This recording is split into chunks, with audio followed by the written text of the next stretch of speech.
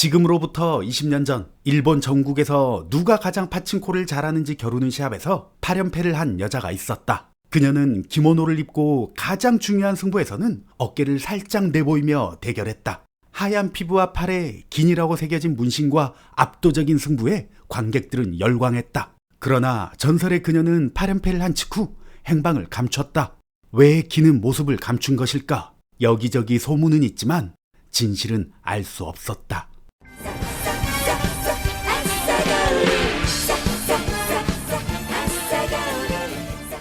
손님보다 직원이 더 많은 장사가 드럽게 안 되는 한 파친코 가게. 이대로는 운영이 안 되겠다 싶은 사장님은 직원들을 불러 모으기 시작합니다.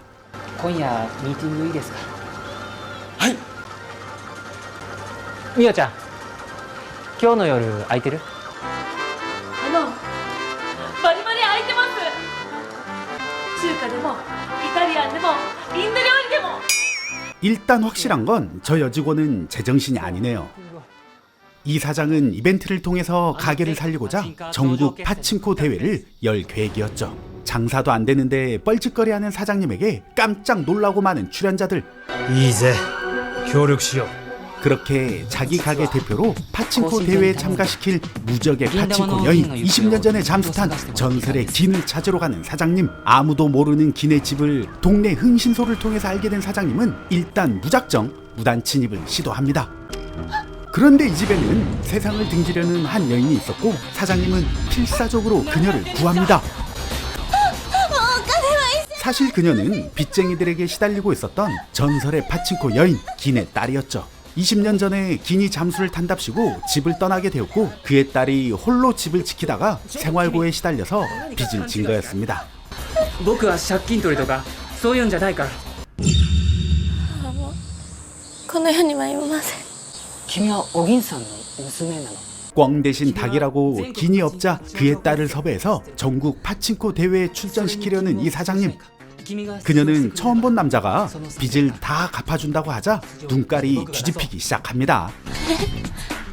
그렇게 파친코 실력을 테스트받는 그녀. どれでも好きな台打ってみて。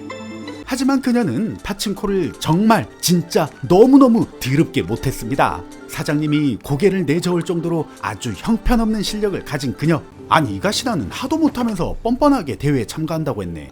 本当にすみません。 도저히 안 되겠다 싶은 사장님은 그녀의 파친코 실력을 키워준다는 핑계로 그녀와 합숙을 하게 되는 개수작을 선보입니다. 대체 이 영화의 스토리는 왜 있다고일까요? 다음날 하라는 파친코 연습은 안 하고 대회 때 입고 나갈 의상을 처 만드는 그녀. 그리고 그걸 좋다고 받아주는 사장놈. 아니 뻘짓거리 하지 말고 파친코 연습 좀 하라고. 대회고 나발이고 직접 만든 의상을 입고 가게 홍보를 하는 그녀. 그렇게 시간은 흘러 파친코 대회 예선전의 날이 밝았습니다. 자기 가게에서 자기가 주최를 하고 자기가 사회를 보고 자기가 심사까지 하는 멀티플레이어 사장님. 西岡！ 이상한 영화만큼이나 더 이상한 사람들이 출전한 이 대회에서 주인공인 그녀는 자기보다 키도 작은데 콧수염까지 한 이상한 출연자를 보고 깜짝 놀라게 됩니다. 놀라는 와중에 경기는 시작되고 자리를 못 찾는 먼 대도 않는 이상한 연기력을 선보이는 그녀. 그렇게 어리버리타다가 어영부영 시작하게 된 경기.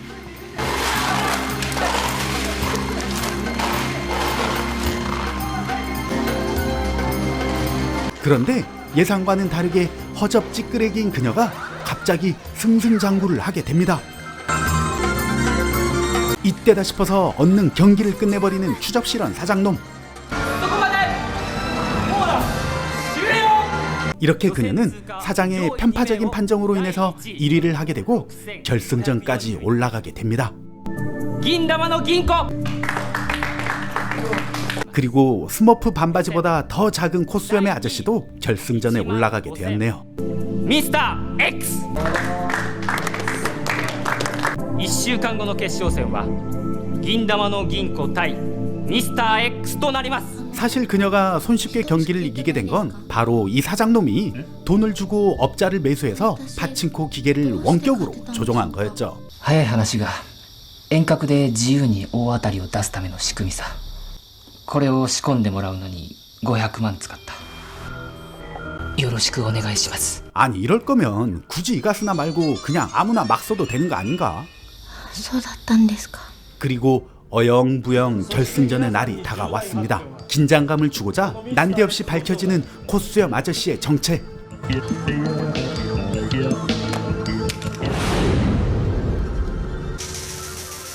사실 이 아저씨는 예전 파친코 대회에서 8연패 후에 사라진 전설의銀이었죠. 銀玉の銀だ銀子久しぶりね。 엄마와 딸이 이곳에서 만난 게 놀라운 게 아니라 뻔뻔하게 이런 대도 않는 전개를 펼치는 이 영화가 더 놀랍네요. 자, 이제 마지막 대결 결승전입니다. 컴퓨터 한 대도 없는데 전 세계로 인터넷 생중계가 된다고 구라를 치는 이 진행자. 하지만 키는 전 세계 생중계라는 말에 속아서 인생 떡상 한번 해보자라는 뜻으로 과감하게 우통을 까제낍니다. 그리고 풍선껌을 사면 받을 수 있는 판박이 문신을 자랑하는 그녀. 이제 이들은 결승전 다운 분위기를 낸답시고 드라이 아이스를 풀어 음산한 분위기를 만듭니다. 드라이 아이스 때문에 추워 죽겠는데 우통까지 까고 경기를 하려는 엄마의 모습에 애잔함을 느끼는 딸내미. 환기 좀 시킬 것이지. 이제 이들은 경기고 나발이고 극한의 추위와 싸우며 살기 위한 게임을 시작합니다. 경기는 이제 막 시작했는데 추위를 참지 못한 사회자는 지 멋대로 경기를 끝내려고 합니다.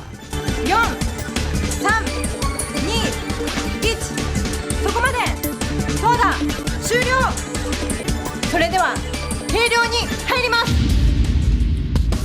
ただいま結果が出ました 그렇게 뻔한 스토리 마냥 딸내미가 엄마를 이기게 되고 優勝は銀玉の銀子 축하한답시고 이때다 싶어서 그녀를 껴안는 개수작을 선보이는 사장놈. 그리고 우통 까느라 추워서 목도 제대로 안 돌아가는 이 아줌마. 銀子これまですまなかった。 이렇게 원격 조정을 통한 사기 행각으로 우승을 한 걸 아무도 모른 채 영화는 끝이 납니다.